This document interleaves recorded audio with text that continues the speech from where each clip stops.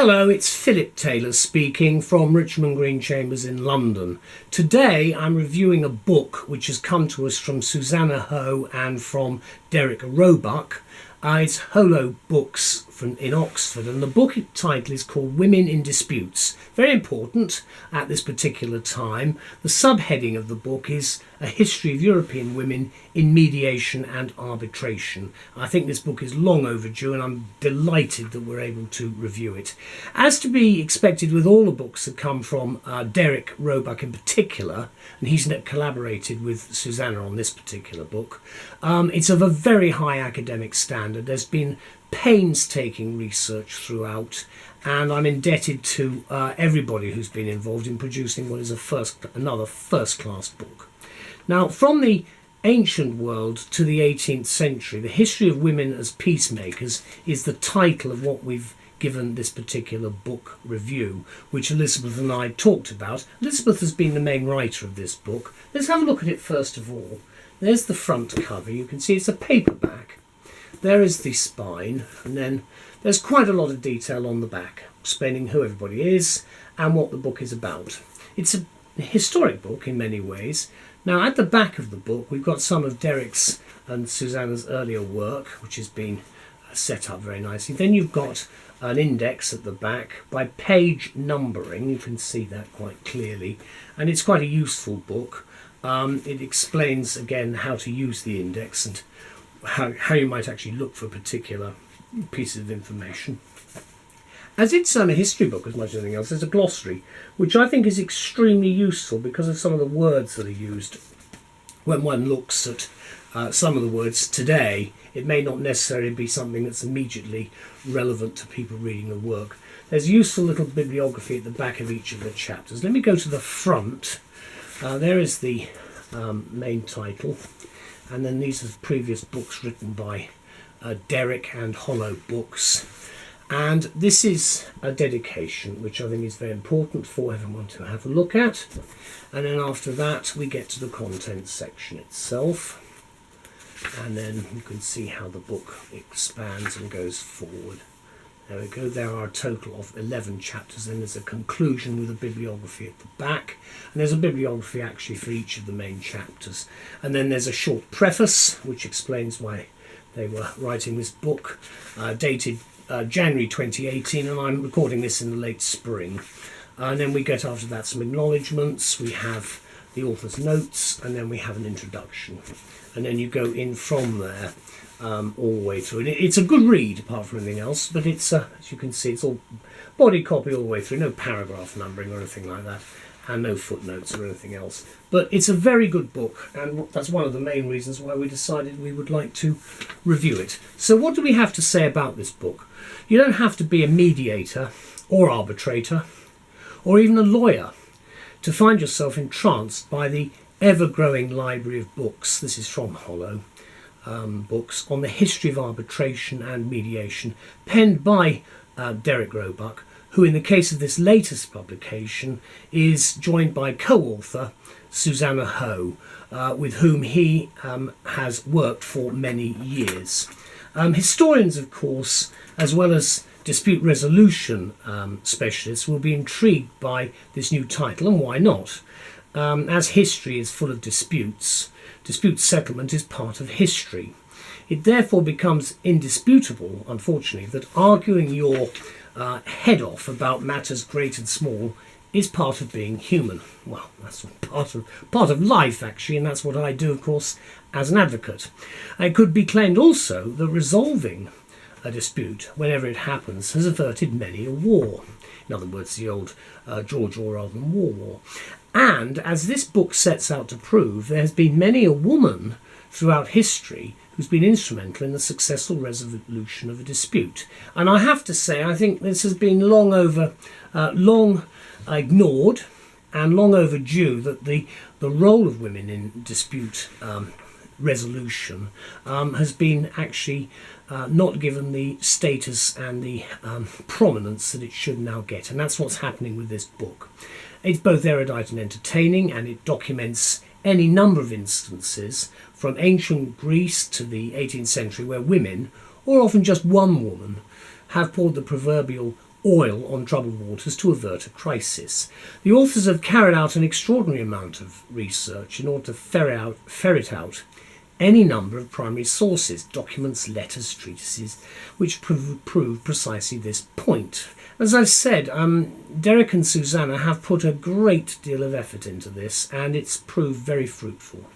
While its main focus is on historical fact, the book, somewhat confusingly to some people, also strays into legend and fiction too, citing, for example, Homer's Queen Arete and Jane Austen's Lady Catherine de Bourgh, pretty odd choice, as accomplished arbitrators. Now, let me make a point about this. I think that's quite helpful, because my view, not just as a writer but as a novelist, is that just about anything we write in fiction is based on fact anyway, whatever people say, except possibly for fantasy and science fiction stuff, and even then it's based on personal experiences. So it's fact and fiction merging to a certain extent. But what I do like is the fact that even if you have got fictitious examples, that I think assists in its own way, because the end result is trying to get a dispute resolution if one thinks about it. So then there's of course the biblical Deborah, both warrior and judge, of approximately the 12th century BC, and I'm using BC for the purposes, that's before Christ, I'm not going into the other things, that's how I'm mentioning it.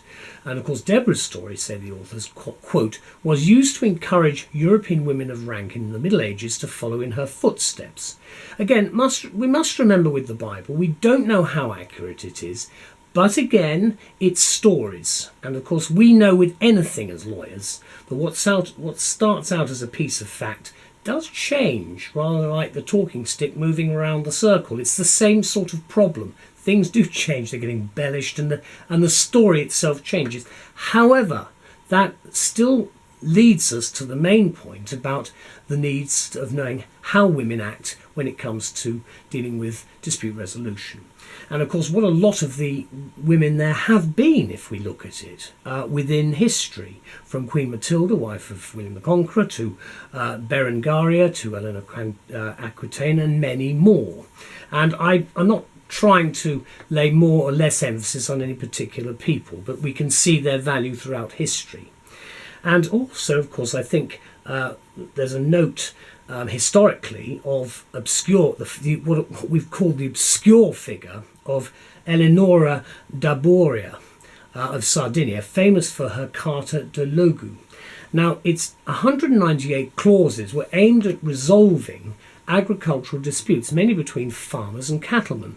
It's interesting that the Carta remained in use in Sardinia until 1827. And I give you that just as one example of the amount of detail which comes out in this excellent book.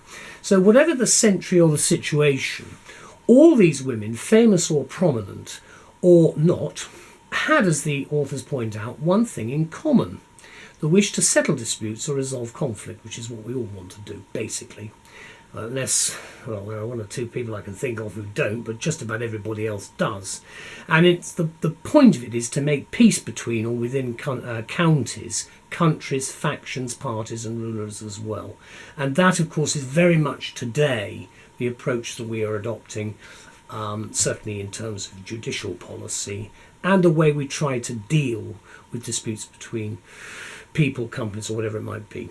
Now, documentation made available in this book reveals their many attempts, their difficulties and often their successes brought about by steely determination, as well as the degree of authority conferred upon them and the respect in which they were held. Surprisingly then to some, the book offers many an insight into hitherto unremarked upon aspects of medieval attitudes and medieval life. And that's actually what I've liked about much of Derek's work. He does bring the subject alive with the detail that and the meticulous way he and, in this case, Susanna have gone about their task. And I'm very grateful to both of them because it does bring the subject alive.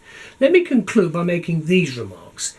Anyone involved in dispute resolution, or indeed anybody at all we think, will find this book quite a revelation, especially people who are interested in history.